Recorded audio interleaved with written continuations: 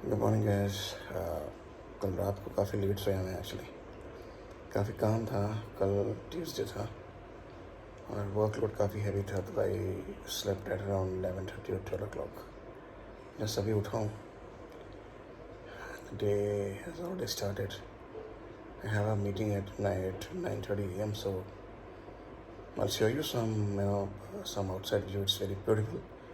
The air is flowing like hell. It's very cold here. So guys, ये है मेरे घर का आउटसाइड व्यू। काफ़ी नीट एंड क्लीन है actually. It's all greenery everywhere. The sky is super awesome. The clouds, you can see all the clouds and all. It has rained yesterday, I guess, at night, and I think it has started to rain in Nagpur right now. People are walking and see.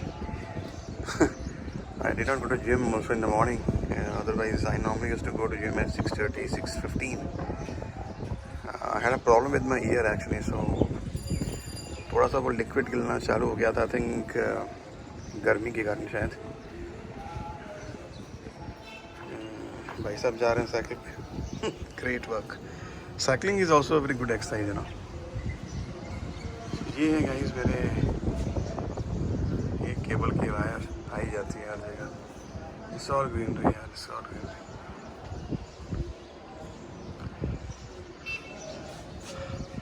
So see you in my third vlog today. Take care. Hi guys, welcome to my channel Life What a Masterpiece in vlog number 3.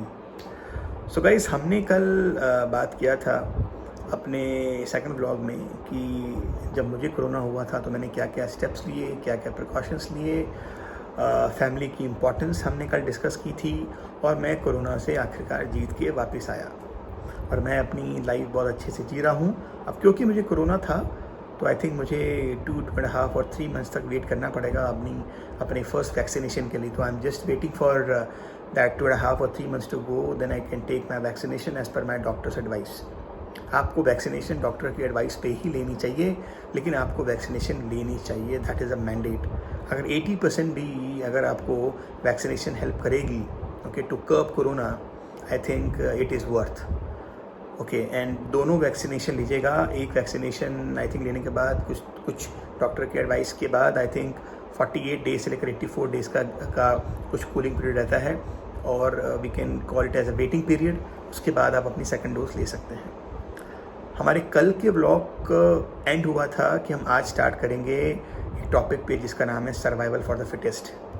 So guys, ये एक बहुत important tag line है, the one who is fit only can survive. इसमें केवल body structure नहीं आता, इसमें mind का स्ट्रक्चर भी आता है। इसमें आप कितने अपडेटेड हैं अपने माइंड में और अपनी चीज़ों को लेके और करंट सिनेरियो में, it is very very important. आप चाहे किसी भी फील्ड में रहें, चाहे आप सेल्स में रहें, चाहे आप मेडिकल लाइन में रहें, चाहे आप इंजीनियरिंग लाइन में रहें, आपका नॉलेज अपडेट होना बहुत ज़रूरी है, तभी आप सर्वाइव कर सकते हैं।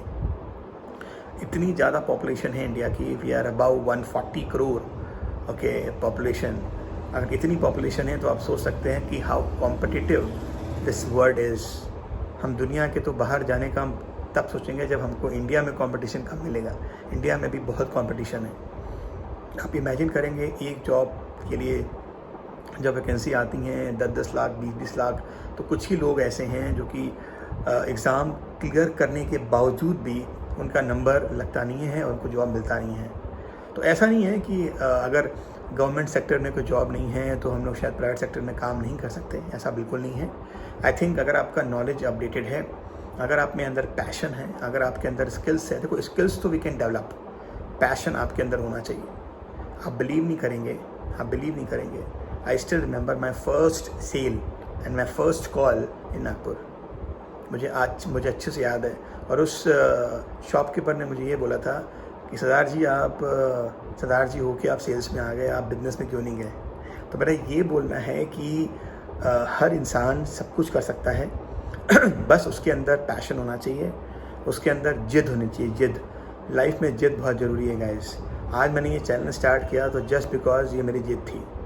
अदरवाइज़ आप भी जानते हैं कि जिस फील्ड में हम लोग हैं और जिस सिचुएशन में हम लोग हैं, उस सिचुएशन में ये बहुत डिफ़िकल्ट हो जाता है किसी भी सिनेरियो को टैकल करना। बट हाँ, मैंने सोचा कि हाँ, नॉलेज शेयर करने से ऑलवेज़ बढ़ता है। ओके, सो विजडम यही है कि आप नॉलेज अपना शेयर कीजिए। अगर आप अपडेटेड हैं तो आपको कोई भी हरा नहीं सकता और आप हर सेल करेंगे।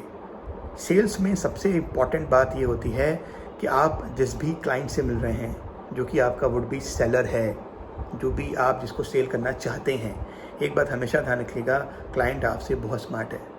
कोई भी क्लाइंट इतनी आसानी से एक्सेप्ट नहीं करता क्योंकि आपको उससे पैसे निकालने हैं। एंड इन दिस सिनेरियो किसी भी क्लाइंट से पैसे निकालना is the most difficult task. आप खुद पे अपने एग्जांपल लीजिए, आपको कितने सारे कॉल्स आते होंगे क्रेडिट कार्ड के, लाइफ इंश्योरेंस के और ब्ला ब्ला ब्ला। हम कितनों को अटेंड करते हैं? ऐसा नहीं है कि जब लड़कियां ही कॉल करती है हम तभी इसको एक्सेप्ट करते हैं, कॉल हम बात करते हैं, ऐसा बिल्कुल नहीं है। सिनेरियो बहुत चेंज हो गया है अभी, तो ऐसा बिल्कुल नहीं है। आई थिंक हम दिमाग में हमारी ये रहता है कि क्या जो फर्स्ट लाइन या फिर वो जो फर्स्ट वर्ड जब वो कॉलर बोलता है तो क्या वो हमको सूदिंग लगता है। द मोमेंट हमको वो चीज़ सूदिंग लगती है तो हम वो कॉल को एक्सेप्ट करते हैं और वो हम बंदे से बात करना स्टार्ट करते हैं।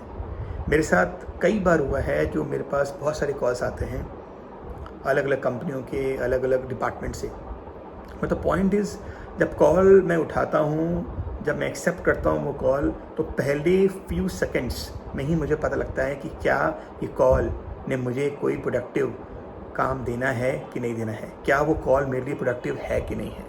और अगर वो मेरे लिए कॉल प्रोडक्टिव है तो मैं उसको सुनता हूँ, उसको इनकलकेट करता हूँ, उससे कुछ नॉलेज लेता हूँ, because everybody in this universe okay has got some knowledge. तो आपको नॉलेज हमेशा गेन करना चाहिए। हर बंदा कोई ना कोई नॉलेज आपको दे के जाएगा, अब वो उसको एक्सेप्ट करना आपके ऊपर है। एक्सेप्ट करेंगे तो you will get more success in life. तो सर्वाइवल फॉर द फिटेस्ट एक इम्पॉर्टेंट टैग लाइन है अपनी लाइफ में, जिसमें आपको बस यही ध्यान रखना है कि आप अपने आप को हमेशा अपडेटेड रखें हर चीज़ को लेके। नॉट जस्ट आप जिस फील्ड में हैं उसके रिलेटेड, बट ऑल्सो कि दुनिया में चल क्या रहा है, आज यूएस में क्या चला, इंडिया में क्या हुआ, इंडिया में इलेक्शंस कहाँ पे हैं।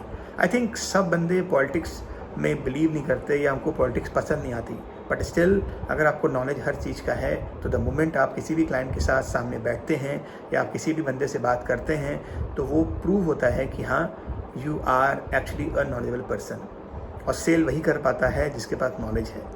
अगर आपके पास नॉलेज नहीं है तो आप एक भी सेल नहीं कर पाएंगे। हम बोलते हैं हार्ड वर्क इम्पॉर्टेंट है, हार्ड वर्क इम्पॉर्टेंट है, there is no doubt in that, but if you can add a bit of smart work with your knowledge, I think hard work will pay you 1000% more than what you are receiving as of now. So guys, last बात मैं बोलूँगा आपको, अपने knowledge को हमेशा update कीजिए, अपने आप को हमेशा अपग्रेडेड रखिए और ये बात हमेशा ध्यान रखिए कि हर एक इंसान में कोई ना कोई काबिलियत होती है। वो काबिलियत आपको खुद को प्रूव करना है। इंसान बैठा हुआ है, आपको अपने आप को प्रूव करना है। मैं एग्जांपल दे रहा हूँ सेल्स का, क्योंकि जिस फील्ड से मैं आता हूँ उस फील्ड में नॉलेज का बहुत इंपॉर्टेंट पार्ट है। The way you speak, the way you sit, the way you behave, that is very very important for you to do any sale. और आउटपुट आप जानते हैं तभी होता है जब बहुत स्ट्रॉन्ग इनपुट होता है। अगर इनपुट स्ट्रॉन्ग नहीं है तो आउटपुट आपका स्ट्रॉन्ग नहीं होगा। प्लस आप एक बात हमेशा ध्यान रखिएगा कि कभी भी अपने आप को किसी से कम मत समझिएगा। हर बंदे और हर इंसान में कोई ना कोई काबिलियत होती ही होती है, बस उस काबिलियत को आपको अपने आप को प्रूव करना होता है और हर इंसान को प्रूव करना होता है। Without proof I think LHS is equal to RHS भी नहीं होता। तभी हम बोलते हैं left hand side is equal to right hand side, hence proved. तो वहाँ पे भी हम लोग यही यूज़ करते हैं कि आप में काबिलियत है, उसको आप प्रूव कीजिए और अपनी काबिलियत को अपने अनुसार यूज़ कीजिए, क्योंकि हर इंसान कोई ना कोई बेसिक इंस्टिंक्ट लेके आता है भगवान से। भगवान ने बनाया है तो कोई ना कोई पर्पस से बनाया होगा हमको। So with this guys let's stop this vlog number 3। I think it's already 7:44। हमेशा की तरह मेरा ये भी व्लॉग 7 मिनट्स प्लस पे चले गया। I hope you like this vlog.